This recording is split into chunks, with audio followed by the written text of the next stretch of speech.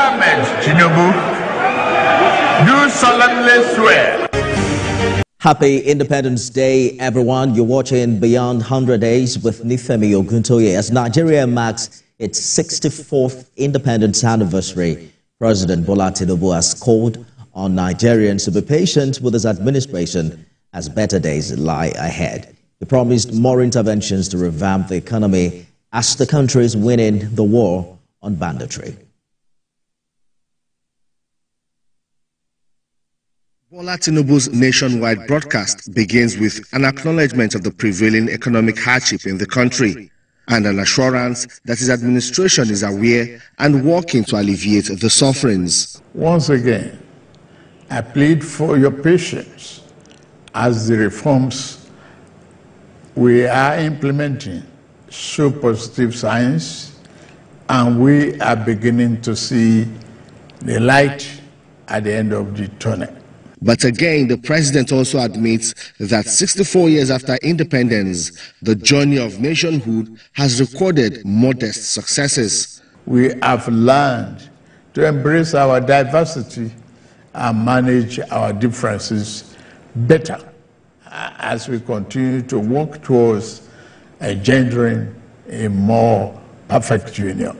President Bola Tinubu says the economy is undergoing the necessary reforms and retooling to serve Nigeria better and more sustainably. If we do not correct the physical misalignment that led to the current economic downturn, our country will face an uncertain future and the peril of unimaginable consequences. And some hours after that broadcast, President Tinubu hosted some dignitaries at the presidential villa for Guard of Honor parade, cutting of anniversary cake, which is symbolic to our national development.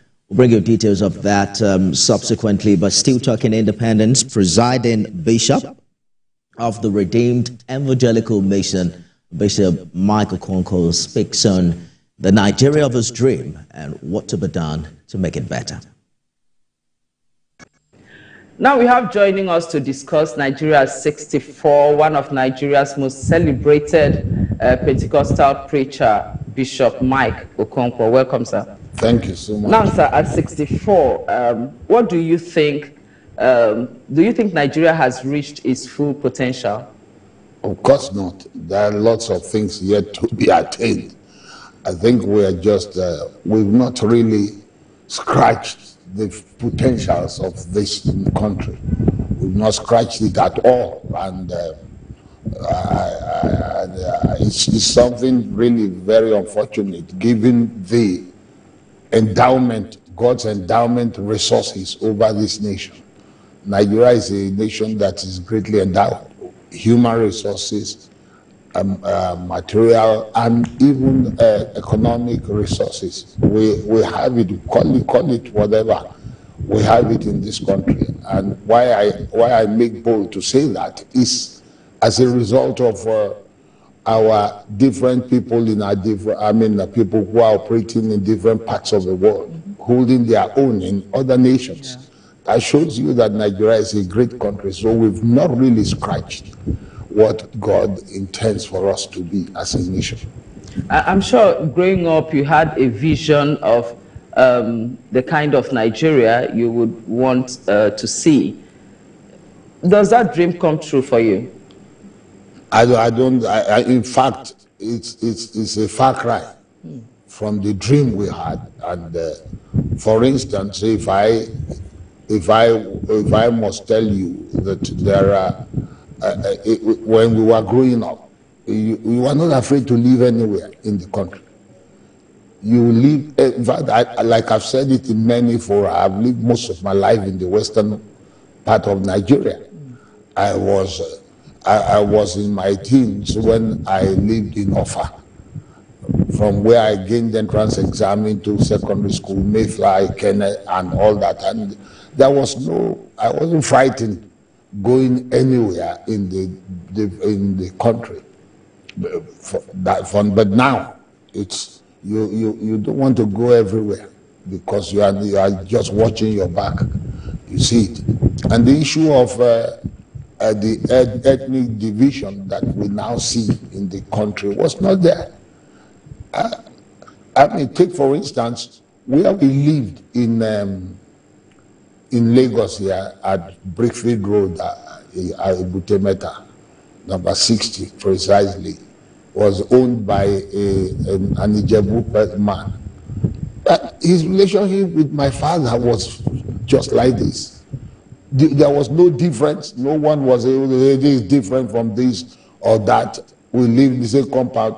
And when we had a very short movement from Lagos, it's very short, just about a year or so from Lagos to another, to the east, we still came back to the same compound. That's to show you the type of relationship we had. So, but now is a totally different ballgame. A lot of things have changed. You talked about then you weren't scared of moving from one place to the other. Yeah. What do you think can be done to address such insecurity, the one you've mentioned, so that people can move freely and not be scared the way you put it?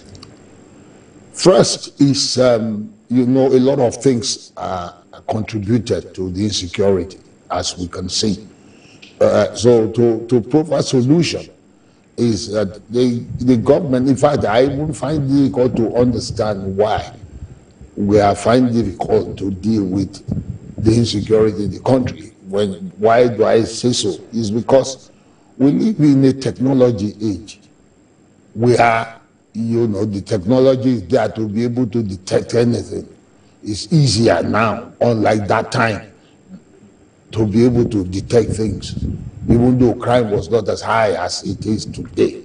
So I think that the government should be intentional and strategic when it comes to the issue of security, because when people are not secure, a lot of things go wrong. There will be no development, there will be no progress in a thing.